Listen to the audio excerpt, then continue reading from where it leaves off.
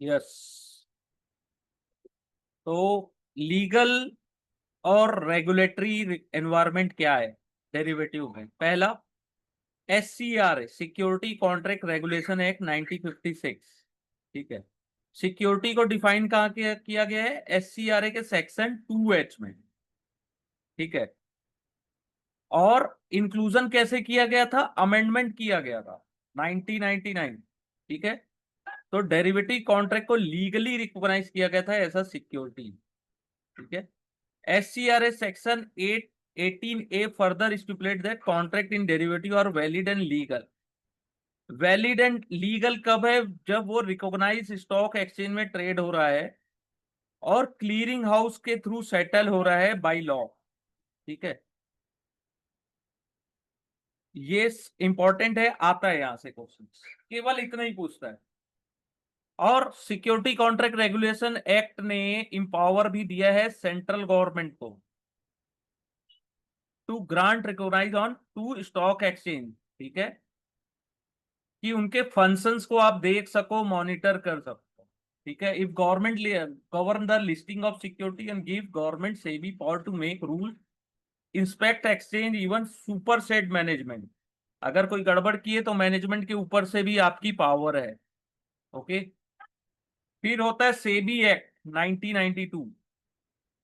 SEBI act क्या है? कि वो प्रोटेक्ट करता है इन्वेस्टर के interest, promoting the development of security market and regulating the market. ठीक है। फुल रेगुलेशन है इनके पास। रेगुलेटरी फ्रेमवर्क किसने लाया था डेरिवेटिव में? LC Gupta committee. ओके। ये याद रखिएगा। डॉक्टर LC गुप्ता की कमेटी ने 1998 में रेगुलेटरी फ्रेमवर्क के लिए रिकमेंड दिया था। ठीक है। रेगुलेटरी फ्रेमवर्क में डॉक्टर LC गुप्ता, नाम मत भूलिएगा, आता है कई बार। ठीक है। सेबी ने अप्रूव किया था, जो अपन चैप्टर 1 में पढ़े थे वही थोड़ी बहुत चीजें वापस रिपीट। ठीक है। अगर कोई भी exchange that fulfil certain eligibility criteria can offer derivative. जो एक्सचेंज एलिजिबिलिटी क्राइटेरिया फुलफिल करते हैं वही डेरिवेटिव कॉन्ट्रैक्ट ऑफर कर सकते हैं। ठीक है। Derivative segment of exchange need a separate government governing council. The trading member represent cap at 40% to white council. Exchange में must have a minimum 50 member in FNO segment before starting. 50 members होने चाहिए उनके। ठीक है। कोई existing stock exchange do not automatically get FNO trading right. ठीक है।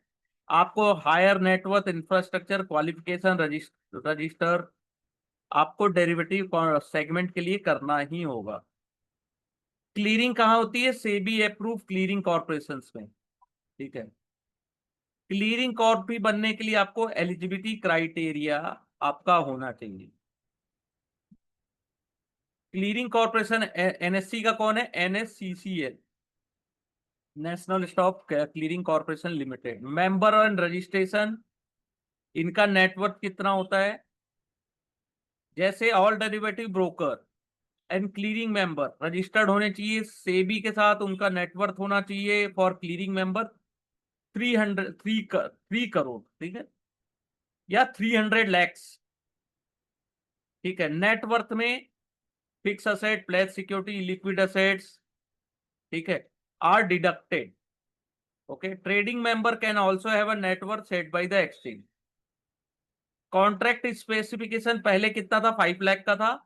अभी कितने का? 15 to 20 lakhs for index derivative. SEBI ने रिवाइज किया नवंबर 2024 में, भूलना मत। रिस्क मैनेजमेंट लास्ट अपन ने भी देखा था। मार्जिन सिस्टम SPAN जो अपन ने लास्ट क्लास में देखा था, फिर वही चीज रिपीट है। LC गुप्ता ने कमिटी किया था कि robust risk management, real time margin, honouring the mark to market, capital adequacy, link exposure limit for members. Investor safeguard के लिए क्या जरूरी है? Know your customer. और ब्रोकर को प्रोवाइड करना है रिस्क डिस्क्लोजर डॉक्यूमेंट, जो अभी जस्ट मैंने आप लोगों के साथ एक रील शेयर की है। तो रिस्क डिस्क्लोजर डॉक्यूमेंट क्लाइंट को शेयर करना है, उसमें प्रॉपर साइन करना है। एजुकेट करना है क्लाइंट को, ठीक है।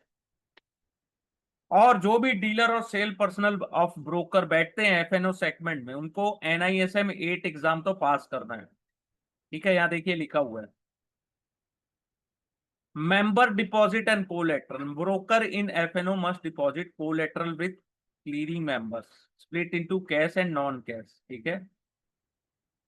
एटलीस्ट 50% तो कैश में होना ही चाहिए, ठीक है। रिकॉर्ड कितने साल के लिए मैनेज होता है? Record and inspection, broker must keep comprehensive record of all derivative transaction, trade confirmation, client instruction, exercise notice for at least 5 year, ठीक है। एक्सचेंज और सेबी कंडक्ट करते हैं annual inspection of all member in derivative segment to ensure compliance with rule, correct margin collection, no client misuse, ठीक है। अगर कोई default करता है डेरिवेटिव में तो उसको बहुत सीरियसली लिया जाता है, ठीक है। उनकी अदर्स एक्सचेंज की भी जो मेंबरशिप है उसको भी होल्ड कर दिया जाता है, ठीक है। एनी क्वेश्चन यहाँ यहाँ पे ये तो ज्यादा कुछ क्वेश्चंस होते नहीं है, जो लिखा है वही सत्य है। जो भी आपको रिवीजन करना है वो चैप्टर 3, 4, 5, ठीक है, उस पे ज्यादा फोकस करिएगा। ये अगर एक दो बार आपने रीड भी कर लिया तो आपको नंबर अच्छे आ जाएंगे। लेकिन 3, 4, 5 जो चैप्टर है उसमें आपको बहुत सारी चीज, बहुत सारे जो टर्मिनोलॉजीज हैं या जो स्ट्रेटजीज है, या put put selling, put buying क्या है, थोड़ा सा कंफ्यूज हो गए, इसलिए एग्जाम में आराम से बनाना पड़े, ठीक है। और बहुत ज्यादा डिटेल में पढ़िए। मैं चैप्टर 4 का मैंने कमिटमेंट दिया है कि मैं आपको संडे इवनिंग तक मैं शेयर कर दूंगा, ठीक है। क्लीयरिंग कॉर्पोरेशन क्या है? मार्जिन डिसिप्लिन तो आपको पता है कि मार्जिन अपन ने जो पढ़ा था लास्ट क्लास में भी, उसके अकॉर्डिंग मार्जिन भी आपको फुलफिल करना है, अगर नहीं किए तो पेनाल्टी लगेगी। लिक्विड असेट्स कैश में 50% पे, cash and rest is approved security, बाकी के जो 50% है वो अप्रूव्ड सिक्योरिटीज होंगी, ठीक है। क्लीयरिंग कॉर्पोरेशन का क्या काम होता है रेगुलेशन में, कि रिस्पॉन्सिबिलिटी है कि आपको डेली मार्जिन कलेक्ट करना है, smooth settlement of all trade, acting as a legal counter party for contract, monitoring position for breach. Important rule is that client margin must not use to offset broker own obligation, client के margin से broker अपना obligation complete नहीं कर सकता, ठीक है।